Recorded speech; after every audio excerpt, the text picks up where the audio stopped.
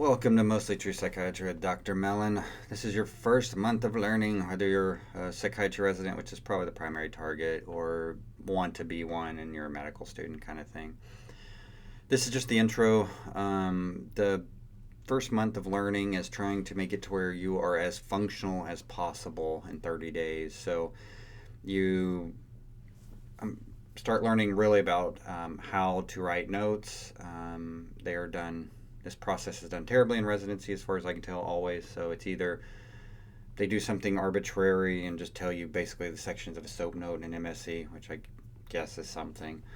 You, as the resident, are trying to write everything, so your notes are super long, super detailed. They're taking all of your time, and that's what makes you just struggle for months. A lot of residents, years, until they become the attending, and the attending goes MDD, denies low mood, no anhedonia, no adverse effects of medications, no suicidal ideation, good to go.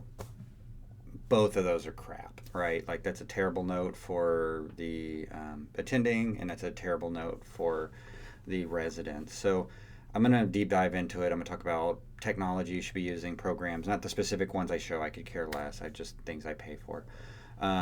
But you should never rely on like epics, dot phrases and stuff. You're just tying yourself to some dumb system, and you're limited by that system for no benefit.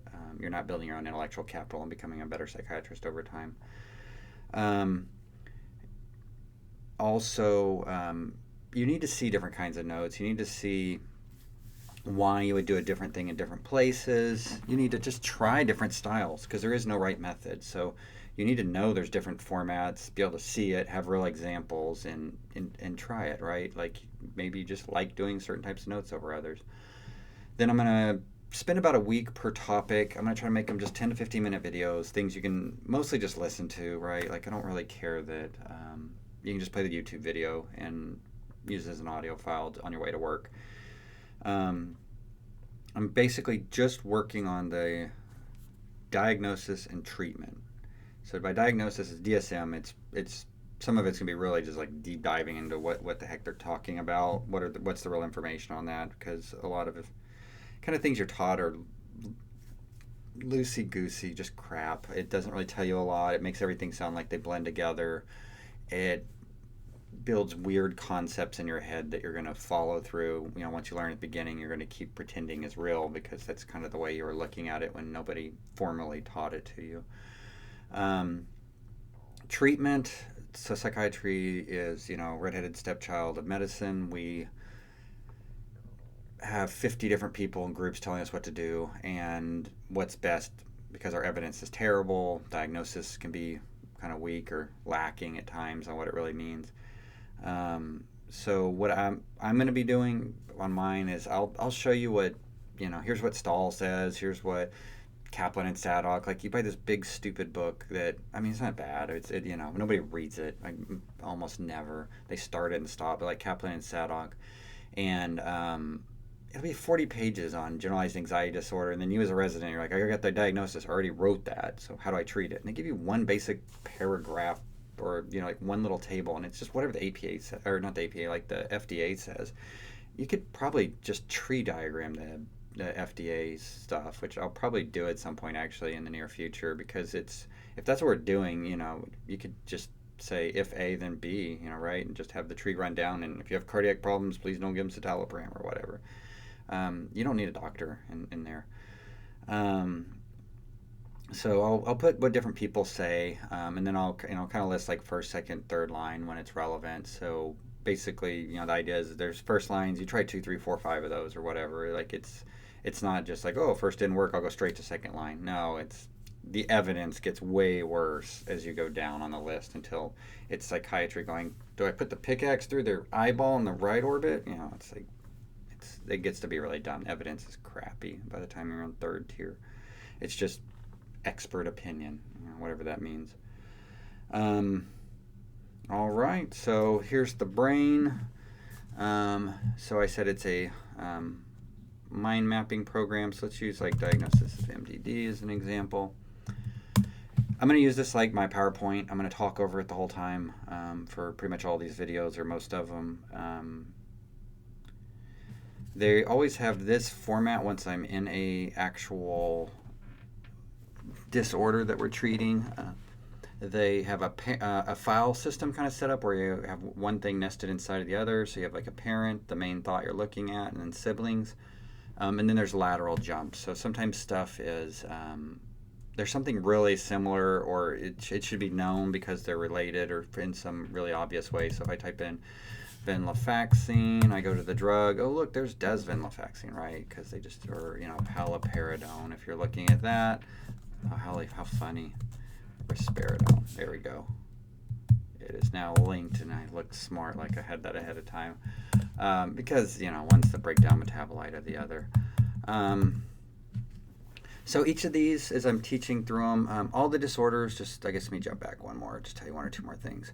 So I can go back to, I have multiple books in here, right? So here's the DSM. It's in here. It has its whole little format, and I rewrote everything. So it has its sections, like we could say depressive disorder, and then with depressive disorders, there's all of them listed. Some things have a picture associated with it, so I'll hover over it, and it'll pop up. That way, it's just obvious what I'm talking about, kind of like a PowerPoint slide or whatever.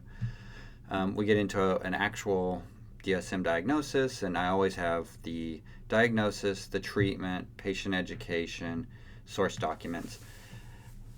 When I'm teaching right now, basically I'm just going into the diagnosis and treatment. Patient education has things like epidemiology and that kind of stuff. For the diagnosis, it basically will always have, these colors won't make any sense right now. They might never, but everything is actually color coordinated and icon specific. So special populations, when you're treating or doing stuff, I always put the little brown with the triple people just so that it makes sense to me while I'm building this program or the information in the program. So it'll have the DSM diagnosis, and then it'll always have like the differential diagnosis. So I click on the left, all the different things that people that I've found that says this. It could, A could be confused with B, but I put it when I can say A can be confused with B because of this thing, and this is how you can tell them apart, kind of stuff. So it's not confusing and dumb. There was this big thing you got tested over, for example, like MDD versus is it bereavement or grief, and so there's one for both, and this is super simple now. It's in the DSM, unlike the DSM-4 TR, the DSM-5 just says if the diagnosis for MDD is met, it's MDD. You don't have to worry about it. There is an online version of this, link below, for this program. It sucks. I'm not super impressed with it. Basically, if you click on the link, it'll bring you to the brain. It'll have a black section, which is the text document, because I make everything dark colored when I get a choice, so it doesn't burn out my eyes while I'm staring at a computer my whole life. And when you click on it, it'll bring you to the main one, and you can look for the topics, and you could type it click on, say, learning psychiatry. Every time you click on something, it moves to the middle. Here's the first month. It says month 1, start here. It's got the little picture. It shows you what's going to be in it. Because it's online, it has to load the graphic. It's slow. This is searchable, so you can either click down here or just start typing because you're on the screen. But you see the search bar? So I could type in, it's like a Google search. You don't need to type in every level or letter. So diagnosis, DIAGG, and then I can put in MDD. This isn't color coordinated and nice and easy to look at like it is for the downloaded version when you pay for it. But if you look for 01, I put that in addition to help. So the main thought, for whether it's a neurotransmitter, a diagnosis, a drug, whatever, it should have that, or I think most of the time. So if I push enter, it's going to jump and move to that diagnosis of MDD, and then here it is. So it's the same thing I'm looking at in the other one. The other one's just a lot better. When I do searches, it's still color coordinated and everything, so it's 10 times faster. So hopefully that was helpful. You have an idea of what's going to be going on. It's been mostly True Psychiatry with me, Dr. Mellon.